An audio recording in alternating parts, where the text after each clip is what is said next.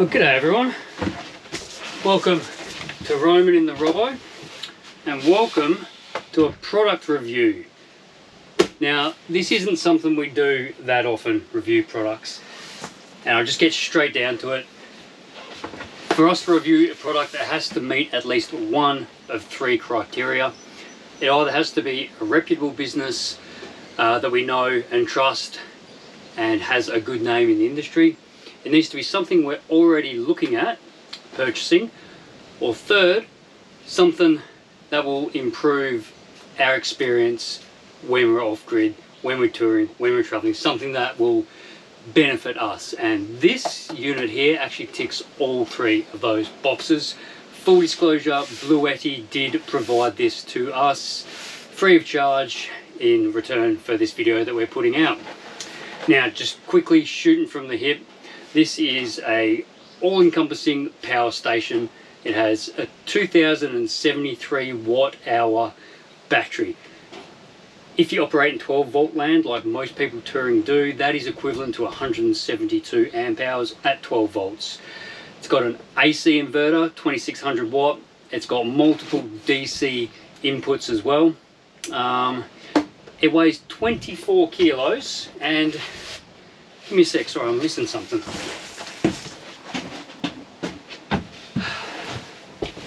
That's better. Okay, 24 kilos, and it is 360 by 250 by 330. So anyone who is watching this review on this channel, the way I see this product working for most people is as an alternate to a second battery setup. Basically, it's a portable second battery system all within one box. And it doesn't have to be permanently mounted in your vehicle if you don't have the space under bonnet, or you don't want something constantly clogging up your boot. This is potentially your answer. So obviously this has many more use cases than what I have just mentioned. We live on a rural property, so when I'm working out in the paddock and I need access to power and I don't have an extension cord that is 200 meters long, this is going to be perfect for us. It also has many uses in and around the home as well, which I'll get into as the video progresses. Now, as I said before, 2073 watt hours, equivalent to 172 amp hours at 12 volts. We've got many DC inputs on the front here. There are two USB-C inputs and a couple of USB-A inputs and your traditional SIG socket input. These USB-C inputs rated at 100 watts, so you can charge a laptop off of this. We've got two 240 volt AC inputs. Up the top here we have an XT60 DC input for charging. This can be paired up with the Bluetti's Charger 1, which is an in-vehicle mounted DC charger. That's 560 watts, again 12 volt conversion is 46 amps. I've got to stop doing that because the best way to talk about energy storage and charging and discharging is watt hours, watts and watt hours. But I'll always probably do those conversions. Also, this can take 1,000 watts of solar. It comes with the solar cable, the DC cable. So there's your XT60 connection there, and MC4. There's two MC4 inputs there, so you can run a solar array, like I said, up to 1,000 watts, which that's massive as far as I'm concerned. This van has a 5 kilowatt hour battery setup with 800 watts of solar. This thing can take 1,000 watts. Now, not many people will travel with 1,000 watt solar array, especially if they're looking for a portable option, but the choice is there if that's what you want. I think the perfect match for this, for solar charging, is Bluetti have a 350 watt solar blanket. So I'd love to get my hands on one of those and see how that goes. Also, it's got an AC input for charging from the grid. That can charge on turbo mode from 0% state of charge to 80% in just over an hour. Okay, it pulls in, I want to say 2300 watts up to 80%, and then it slows down and you'll get your full charge at about an hour and a half. If you just got it in standard mode, it takes about 1300 watts of input. Let me just consult the manual. Here's another thing, if you get a product like this, read the manual. There's a lot of good information in here, so bear with me. I can't keep all this in my head at once. Now, where are we? Standard mode, charging from the AC, 1200 watts. Turbo mode, 2300 watts. And on silent mode, because there is a fan in here for cooling, silent mode is 800 watt input. Now that will take 3 hours to charge on silent mode. The standard mode is considered battery friendly because you're not throwing a lot of power into it. You just, well, you are throwing a lot of power in at 1200 watts, but it's a little bit more gentler on the battery, I suppose, is what I'm trying to say compared to turbo mode. Now, they say silent mode. This thing is pretty silent anyway. Even with that fan humming full whack, as soon as it turned up, I pulled it out of the box and just started pushing all the buttons and seeing what it was actually capable of. Plugged everything into it, tried to max it out, and we're going to get into some of that testing.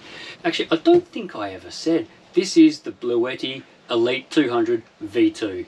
Probably should have said that at the beginning, but we'll put it in the thumbnail. Another really awesome feature of this product is, I mean, they've crammed so much into a small little unit. Yes, it's 24 kilos, so it's not the most portable unit, but lithium iron phosphate batteries in there. Apparently, they say that they're automotive grade. Not entirely sure what that means. I guess they're probably rectangular or square in shape. They're not the cylindrical cells, which is why they're able to fit it into such a small box. But it is rated to 6,000 cycles. Okay, so you just do the math on that. If you were to discharge and recharge this every single day, you will get 17 years use out of this. And after that 6,000 discharge recharge cycles, the battery is still rated at 80%. So you will still have 80% of the battery capacity after 6,000 cycles. 17 years, I'll be in my 60s, right? So this thing is going to be with me and on this property and traveling around the country for the foreseeable future. Right, have I missed anything? We have a, I'm not too sure how well you'll be able to see that there. I'll get some close-ups. We have a digital display here. It shows you your current percentage. It's got your inputs and outputs for your DC, and that just turns on with the push of a button. It's got your inputs and your outputs for AC with the Bluetooth interface, which is probably the way I'm going to interact with this machine. It's all there at the push of a button. Right, well, that's probably enough of me ranting and raving. Let's get into a little bit of the testing phase of this video.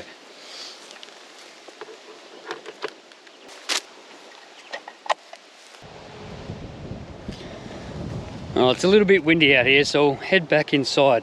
Now, as I said before, this van has a pretty awesome battery setup.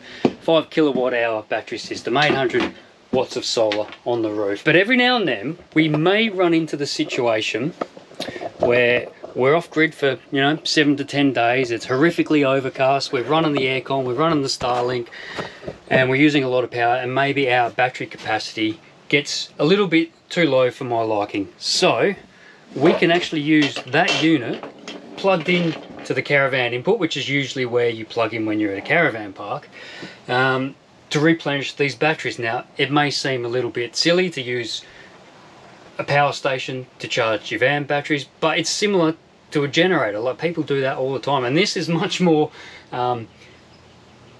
family friendly, fellow camper friendly. There's nothing worse than going to a park or an off-grid setup and someone's running their generator and you get the smell of the petrol fumes. I hate it.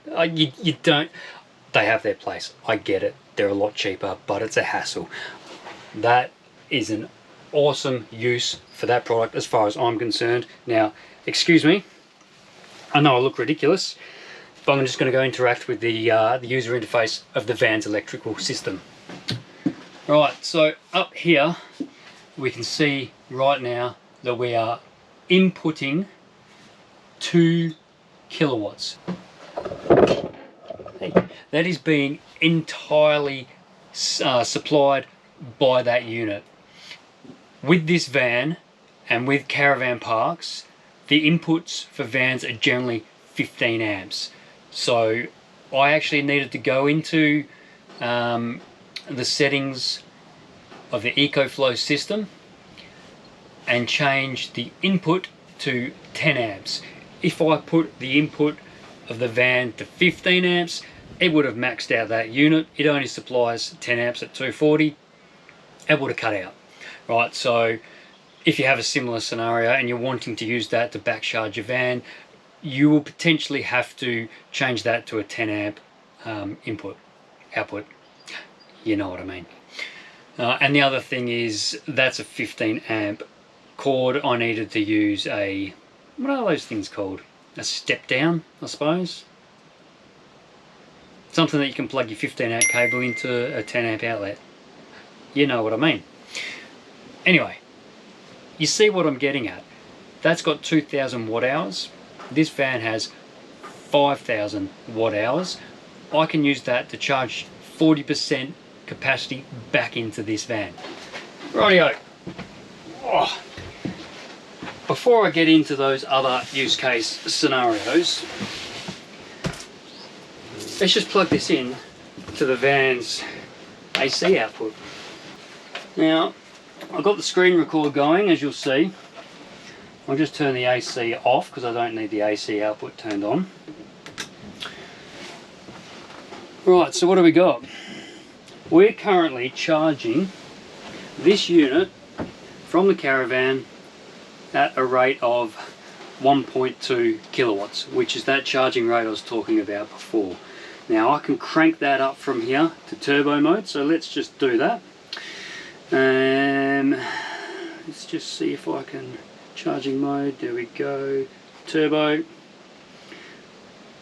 and go back. Let's see what our input is now. Yep, stepping up, 2.2, 2.3, right, there you go. So it's gone from 1.2 to 2.3, all being supplied by the battery system of this van. And that fan's just kicked on.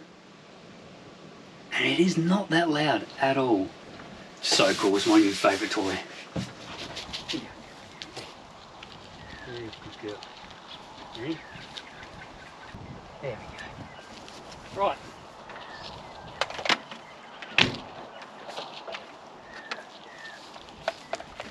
Gonna run it back up to the house. And we're gonna push it past its limits. See what it's capable of. And then I'm going to do somewhat of a real world test for what I think most people who are watching this video, who follow our channel, would probably use something like this for. Before I go any further, I just wanted to say I don't script anything, if you couldn't tell. I don't do any storyboards or anything like that. It's just all off the cuff. If you are looking at something like this, you know, they cost a bit of money. Do your research. There are loads of reviews online, and a lot of them are far more professional and polished than what I've put together. So if you really want to deep dive in all the facts and specifications and features of a unit like this, put it in the search bar on YouTube and just watch all those reviews to your heart's content.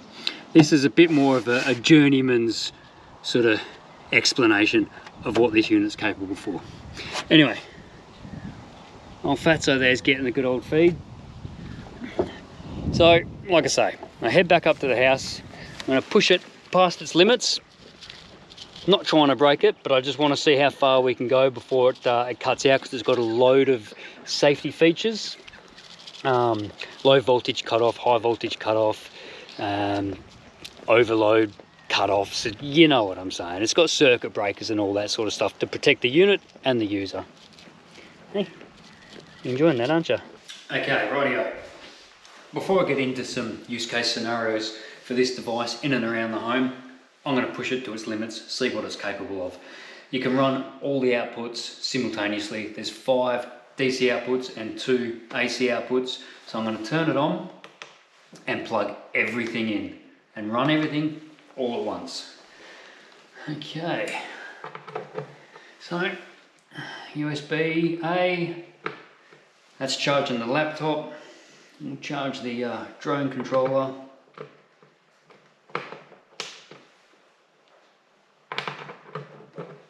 Got to get the cable the right way around. Let's charge the iPad. Let's charge the drone batteries.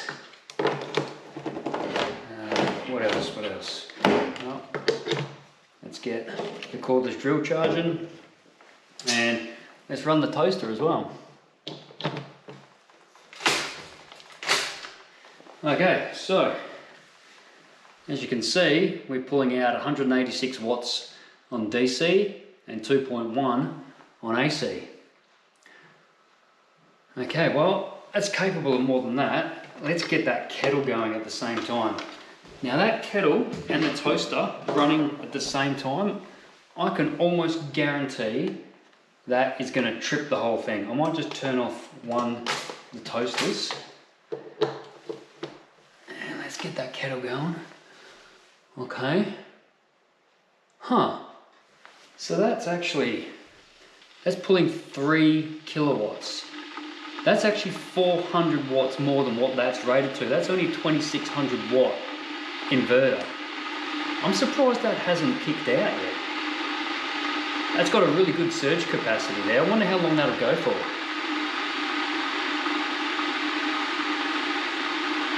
That's incredible.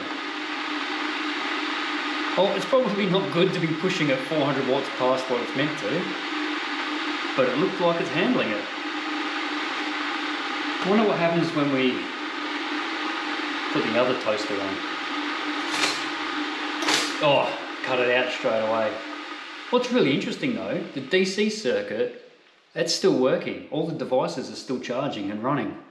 So let's just reset that AC. Okay, turn the kettle off, toaster's off. Let's put it into the powerlifting mode I had mentioned earlier. So just using the Bluetooth app here, powerlifting mode. Okay, so let's get put the AC back on. Turn the toaster on. All right, 2000 watts. Get the kettle going. And they're both running. So what's really interesting here is it's not pulling any more than 2600 watts. In fact, it's only pulling 2500 watts. So I would assume that the voltage of the battery has dropped, so it doesn't exceed that 2.6 kilowatt output for the inverter. That's really interesting. So the powerlifting mode is for, what do they call them? Pure resistive loads, like heating elements, like kettles and toasters and hair dryers and things like that. So you can plug in devices that would draw 3900 watts. It must lower the voltage, so it's only drawing 2600 watts out of the unit, but it's able to run those devices that generally draw more than that. I can actually hear that the kettle's not boiling as vigorously as it would be. So I wonder if I turn off, yeah, I just turned off the toaster and I could hear that kettle running a lot more vigorously than when the toaster was running. Let's try that again.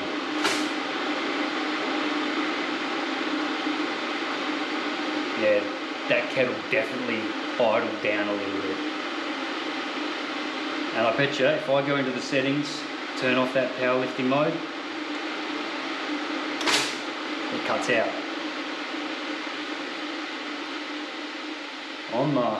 I'm pretty impressed with that. That's really cool. 7 devices simultaneously, powerlifting mode, kettle, toaster, laptop, lights, drone batteries. Yeah. Okay, around the home uses. Okay, so we can actually use this as a UPS. uninterrupted power supply. So you can protect your, like say your CPAP machine or your PC or your laptop, something like that. So if you're in an area where you experience a lot of power cuts and ordinarily, you know, your computer would turn off, this will keep it running. So let me just demonstrate that. You can see right now the computer's not turning on. So let me just go ahead and turn on the AC. This is just to prove that I am actually running the computer off of the battery or off of the Bluetti V2. Okay, so there we go. Now the computer's running off the Elite 200. Now let's just plug it in to the outlet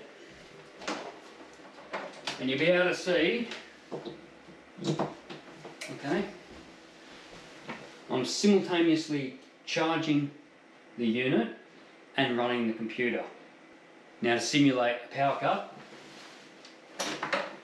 I'll just pull that cable out and that computer is running directly off that unit.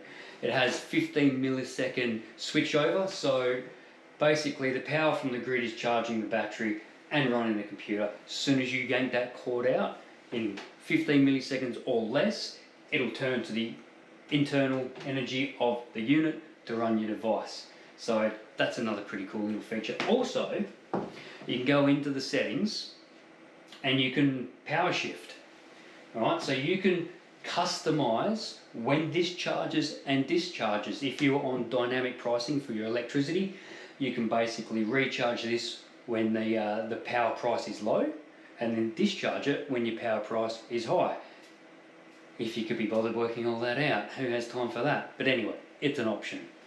And obviously if you are in an area that experiences a lot of power cuts, you can run household devices like your fridge. So say if you have a power cut, we just so happen to be in an area that experiences more than its fair share of power outages.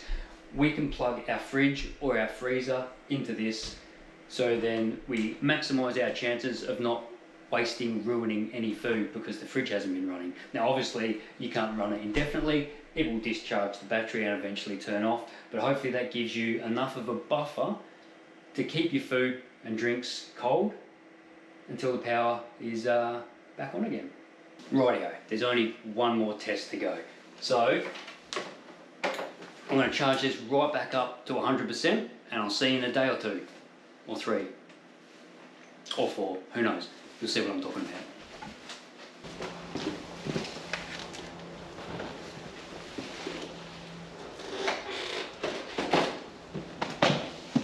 Righto, so this was the last test I put the Bluetti Elite 200 V2 through. Now this scenario, somewhat of a real world test, sort of. This is how I see most people using this unit who will be watching this review on my channel.